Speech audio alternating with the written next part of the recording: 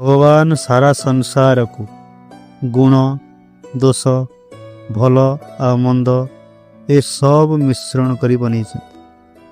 आमर एठारे कर्तव्य होछि प्रत्येक भल गुण को ग्रहण करी खराब को फोपाड़ा उचित। गोटे हंस आगरे किछि पानी आ क्षीर को मिसेकी रखिदियो तापर तुम देख से क्षीर को ग्रहण करनब आ पानी को छाड़देव।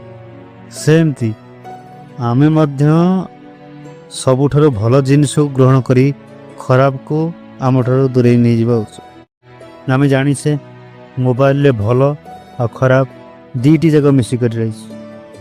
आमको एठारे हंस बळी हेबाको पड़िबो। मोबाइल ले थिबा भल जिनिस को जेपरी आध्यात्मिक चेतना बाणी विभिन्न सत्संग आदि शुणिकरी निजर दैनंदिन जीवन में ताको उपयोग करबा उचित।